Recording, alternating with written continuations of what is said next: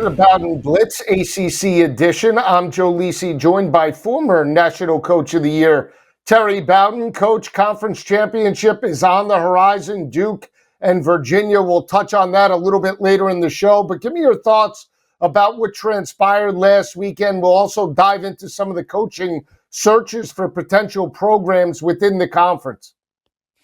Well, it kind of went, Miami went out there and did what they had to do to prove they're a different level. I've always felt Miami was a big disappointment. They should never lost to the teams they lost to. They were the class of the conference, and they finally figured that out late. They dominated Pitt. They sacked the quarterback from the first play and dominated from that play forward because it's serious business for them. I'm afraid it's too little too late unless some other things happen. Yeah, and then you also saw Clemson knock off South Carolina. Dabo and the crew finish on a very hot streak. They're trending into their bowl matchup. We'll get that in just a couple of weeks. But talk to me about how they finished the season, where they potentially could look in 2026, because, he was on the hot seat for much of the regular season, but they got it going from about week 8 on, and now they have a little bit of momentum entering the offseason. Yeah, that's what I thought he would do. I worked for him 2 years as an analyst.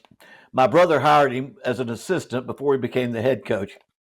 He's got great pride, and his pride is built around, he believes he's been a generational coach for Clemson and made them something they've never been before. And now this season was tough, and I felt like he would finish it, and he was good enough to finish it. So winning that game and then going to a bowl and winning the bowl, that means everything to him, because he looks at it as where he's going with the future of the program. So I never thought he was on the real hot seat, except it was just such a disappointing year for him and the school.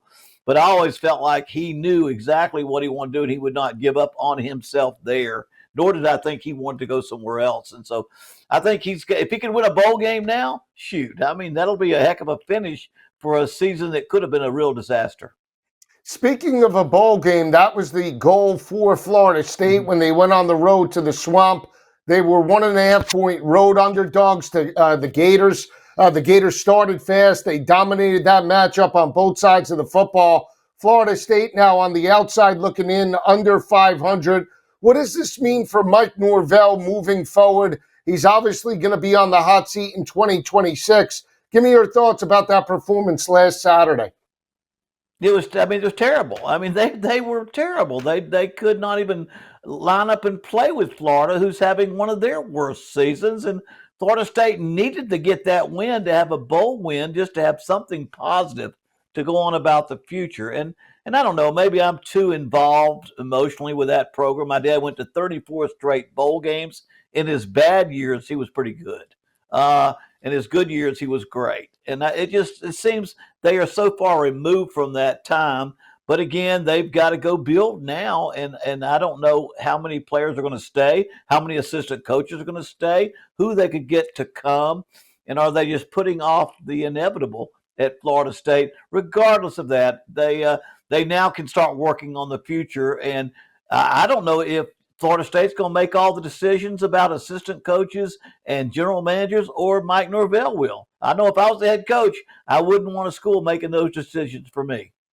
Well, we'll see exactly what transpires in the offseason for Florida State. They end the year at 5-7 overall for Florida. They picked up their 4th win of the season. New head coach John Summerall will take over in the offseason. He's already been announced as the new head coach in Gainesville. We did have some breaking news about a couple of weeks ago. James Franklin takes the job at Virginia Tech. The Hokies lost their last regular season game to Virginia. But as a whole, Coach, you look at Virginia Tech being able to pull the trigger early, get their guy. There's some schools outside the ACC, like Penn State, his former team, that doesn't even have a head coach in place. They have the 128th ranked recruiting class out of 135 schools. We talked about Manny Diaz and maybe Jeff Brom being mentioned as candidates. What does that mean for the other coaches within the ACC that James Franklin now is in the conference? Well, I think the ones that are still out there and have not found another job or not looking for another job, you have to be on hot, not the hot seat, but you have to be hot to get another job. And it's a game of what have you done for me lately? So what has Duke done for anybody lately? Even Georgia Tech, as good as they have been, what have they done for anybody lately? They lost 3 out of the last 4 football games, and that's kind of how football and coaching carousel is. You've got to win immediately. You've got to win the most games now. And so I think right now we've about seen all the movement. I still think Tony Elliott, I guess he signed a new contract with Virginia. He's probably done the best job in the conference. Should be coach of the year. What a wonderful fit he would have been at Penn State. And I've heard rumors they've hired a coach at Penn State. Where did they hire the coach from? Somewhere was rumored to go to Penn State already. Well, the rumor was Kalani Sitake. That is the rumor, but Sitake, BYU, right? That hasn't been finalized yet. Jeff Brom now is another name that is all of a sudden, basically in predictive markets, just been the front runner. And Manny Diaz is basically a forgotten commodity, coach. They have 5 losses on the year, and now Duke playing for an ACC championship. Diaz isn't mentioned with any of these openings right now. Yeah, but even if Duke wins the conference, they're not going to make the college football playoffs. It's been I think a bad year for him. He expected to have much more of a better season. If he wins the conference, that'll put him in a good projection for the future. Jeff Brom, I think he lost 3 out of his last 4 football games. He did not finish strong. His quarterback was banged up. He had his running backs were lost and did not play, and so he did not finish strong. And he is a Louisville graduate, former quarterback there. So I could see him staying there. Manny Diaz, really right now, he's not a hot topic. He's not a hot item. It would have to be an NFL-type job or something like that, I think, at this point in time. Now, you mentioned Duke. They have 5 losses on the year. They square off against Virginia. We'll preview that in the last segment of the show. But do want to bring up that if Duke wins, there'll be a 5-loss conference champion. Obviously, if you're Miami, if you're Notre Dame, if you're some other schools, Oklahoma, that only have 2 losses, you are rooting for Duke to knock off Virginia. Give me your thoughts about how that affects Miami and some of these other schools if Duke does, in fact, win out and knock off Virginia on Saturday afternoon. Joe, I think you've hit it. I think it's a great plus for Miami. First of all, if Duke wins the conference, they're not going to the college football playoffs. Too many losses. And now the college football playoffs have to say, are we going to let the ACC get in with nobody making the playoffs? That's why I think they jumped to Miami, just to make sure they don't lose the confidence of that conference in what they're doing. So I think a win by Duke would be Miami's favor. A loss by Duke and Virginia in would be one team from the ACC in. And now you could look at possibly a Utah, obviously Notre Dame, and those kind of schools that were fighting against Miami. There's not as much of an urgency that ACC get 2 teams in. They better get 1 team in. And if Duke wins, Miami better be that team. And Virginia, if they lose a very close game to Duke, no shot with 3 losses to potentially make the playoff?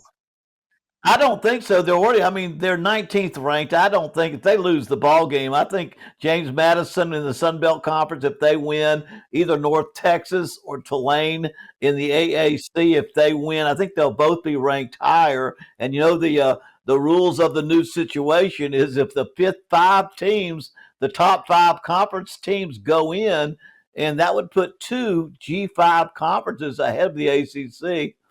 Boy, a real slap in the face for the AC, or maybe it's a wake-up call. I don't know.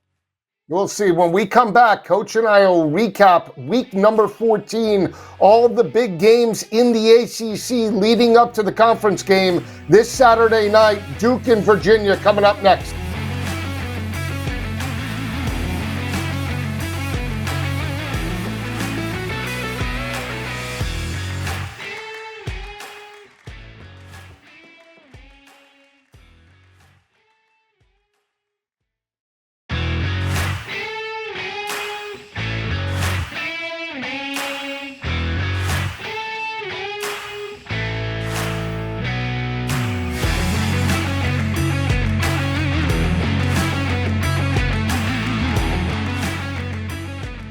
All right, back on the Bowden Blitz. Joe Lisi and Coach Bowden breaking down all the top matchups in the conference for week number 14. We'll start in the battle in Wake Forest. It was Wake Forest and Duke. Duke was a 1.5-point home favorite in that matchup. The Wake Forest Demon Deacons were playing with house money, playing very consistent under Dickett, their new head coach. They're going to a bowl this year.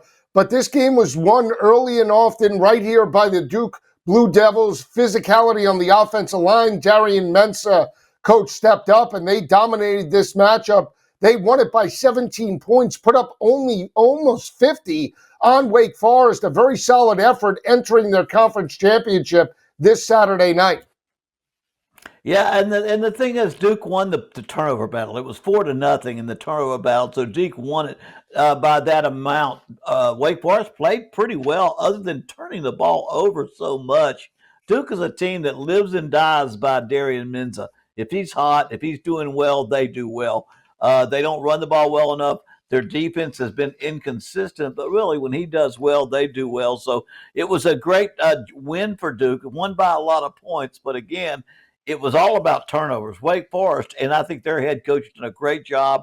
We didn't mention him for jobs other places, but I tell you, Wake Forest will have a hard time holding on to him if he keeps winning. But again, Duke played better, did not turn the ball over. And once you get to conference championship level or the end of the season, you better not turn the ball over or give up one play explosive touchdowns. One play drives are hard to make up, and turnovers are hard to make up. Yeah, Darian Mensah played very well. He completes 24 of 35 passes, 268 yards, 2 touchdowns, no interceptions. On the flip side, Robbie Ashford put up 342 passing yards in that performance. Wake Forest finishes the year, coach, 4-4 in the conference, but 8-4 overall. This was a team with Jake Dickert that had a 4.5 preseason win total. They overexceed expectations, and they're a team to keep an eye out on next season in 2026. The early game took place in Pittsburgh. We saw that Miami opened, coach, as a 6.5-point road favorite against Pittsburgh. Pittsburgh dominated Georgia Tech the week before as a 2.5-point underdog. Again, we've seen Pitt in back-to-back big games at home come out flat. They did yet again. Miami took it to them early. They built a first-half lead and never looked back. They had a 17-7 first-half lead. They win it by 31, and Coach Mario Cristobal and the staff tacks a late touchdown on with just about a minute left. Thoughts about that and the overall performance by the Hurricanes in Pittsburgh?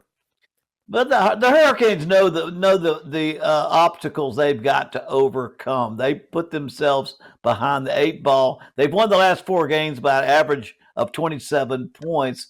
They sacked Mason Henschel the first play, and it was all downhill from there. And they took over. Carson Beck, I think he's now the number 1 percentage passer in the country at 74.9%. He's doing a great job. But Miami is a team that looks back on their season and say, what the heck happened? We were better than everybody. What were we doing losing? And now they're up there taking it serious.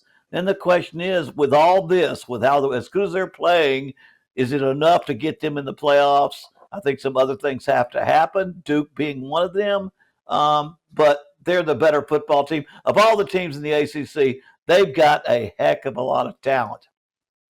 And when you look at Miami, we'll see exactly where they are when the positions for the college football playoff rankings come out on Tuesday night. If they're in the top 12, they should be okay. And if Duke does knock off Virginia, that should give them an added benefit entering this weekend. We'll see how it all plays out this coming weekend. Let's take a look at the rivalry matchup. We had talked about the dominance for Virginia Tech over Virginia. They had won 19 of the last 20 games. They had won 4 straight, coached by 20 points per game, but they came out flat in Charlottesville. Credit Tony Elliott, credit Chandler Rogers and that offense. The defense shut down Kyron Drones. They never looked back. They were in complete control every step of the way. They win it by 20 points, 27-7. And now this might be the most complete team in the conference. They have an opportunity to be 11-2. Tony Elliott has done a fantastic job in Charlottesville.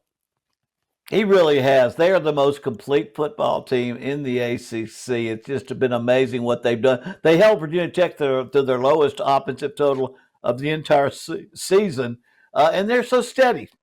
They're just a solid football team that plays good offense, good defense, and they don't make a lot of turnovers. And so, excuse me, they're favored again to win the conference, and it's just because they're so consistent.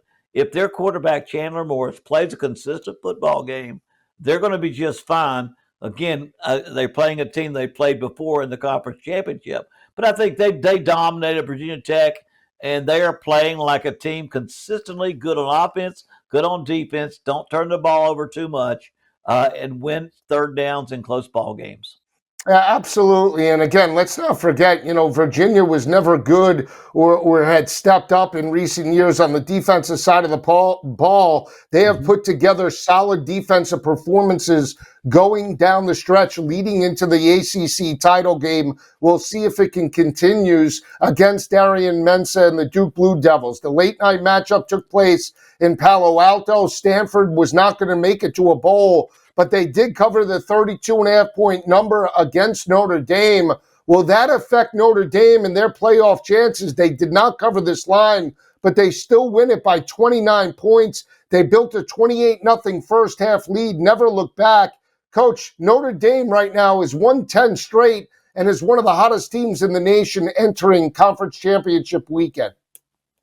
Yeah, I think 49-20 if you're a voter on the top 12 and you're not wagering on the game, it's a big win, and they won by a big margin. It was an easy victory for them. They've won all their last 4 games by double digits. They've done everything they can. And so Notre Dame was just sitting and waiting to see what people say.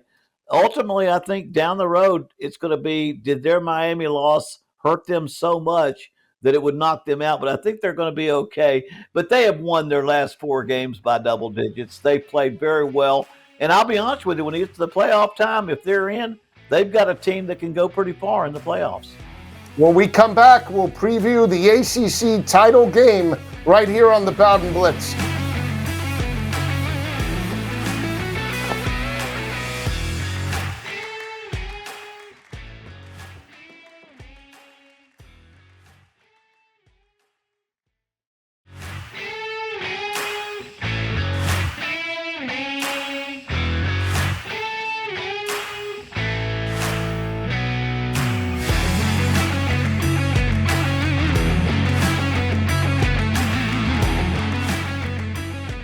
All right, back on the Bowden Blitz, we'll take a look at the upcoming conference championship Saturday night. You're looking at it right now. Virginia holds a 3.5-point favorite in this matchup over Manny Diaz and Darian Mensah. In the series, Coach, Virginia has won 2 straight, including last year. Early thoughts about this matchup and whether Duke can, in fact, strike the upset? Yeah, you know what? I just have to go by my life experience of playing the same team twice in the same year after you've won the first game. I don't like to play somebody a second time. In fact, I think the backup, the team that lost the first game, has a better chance of winning the second, and I think that's the way it's going to be with Duke. I look back in my career. It's funny. When I went back into coaching after ABC Sports, where I worked in commentating after Auburn, we played Carson Newman and beat them 31-14 when I was at North Alabama. Got to the playoffs, lost to them 24-21, and got knocked out of the playoffs. 1996, my dad beat number 1 ranked Florida State 24-21 during the season. And in the national championship game, lost 52-20 in the national championship game. When you play a team twice, if you're both good football teams, I'm putting my money on the team that lost the first game. I think that Duke's going to upset them. They didn't play a great game the first time, but I think Duke and that quarterback are going to win this second game against Virginia. Yeah, I think when you look at Duke in this matchup, you cannot allow Virginia to run the football the way they did in that matchup. In Durham, they pounded the rock for 224 yards on the ground, 2 rushing touchdowns, and 5.3 yards per carry. Duke needs a much better effort. Now, it's on a neutral field. You lost the game at home where basically you were a 3.5, 4-point favorite in that matchup and lost it by 17. But it wasn't even that close. They were down basically 31-3 in that matchup early in the third quarter. So what can they do differently? Do you think that they open it up and rely on Mensa? If you're losing the battle in the trenches, you got to obviously think outside the box and out game plan Tony Elliott and this defensive staff. Yeah, when I talk about playing a team the second time in the same season, if it's a blowout and you're clearly a better team, I don't know that it makes a difference. But I do think these teams are much closer than that score indicated, because really Virginia dominated all the way to the fourth quarter. But I think Mensa is such an explosive quarterback. He can make plays. I think he can get hot, and they play their best game. And I do think both teams will be a little tight. They've not been in the ACC Championship for a while. They've not been in this situation with a game that's so important. And so I believe it'll be one of those that's probably an under, not an over, in the way they play the football game. But I do think Mensa will show why they have the most productive offense or football team at Virginia, but he's clearly the best quarterback, and I think he can make things happen. I'm going to go with my instincts and my history and say the team, after their second game, will come out and win this football game. Yeah, absolutely. And we talk about, obviously, the defensive front seven for Duke. That offensive line did not benefit the passing game with Darian Mensah in any capacity. They rushed 23 times in the matchup, Coach, for only 42 yards, 1.8 yards per carry, which put Darian Mensah into long, predictable third downs, and they could not convert and sustain drives. And that's the main reason why Virginia was able to win that ball game. I know you've been high on Chandler Rogers throughout the year. He transferred from North Texas and TCU. He's a mobile guy. Who do you give the quarterback advantage to, Mensah or Morris entering this ball game?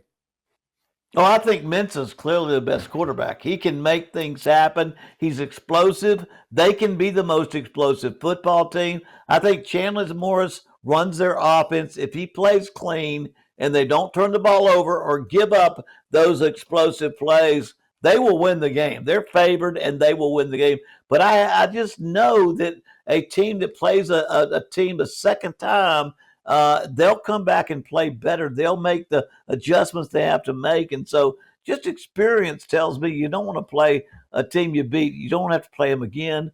And I just think Duke's going to win this game and put a whole chaos in this whole system. Is ACC not going to have anybody in the final college football playoff, or are they going to have somebody like Miami? Be interesting. It will be, and we'll see exactly how that plays out after Saturday. We'll know exactly who's potentially in the college football playoff. Is it one or even two teams? If Virginia wins, then Miami needs some help to potentially crack the top 12. For Coach Bowden, I'm Joe Lisi. We'll be back later in the week breaking down the ACC Championship Game, Virginia and Duke. Have a great day, everyone. We'll see you later in the week.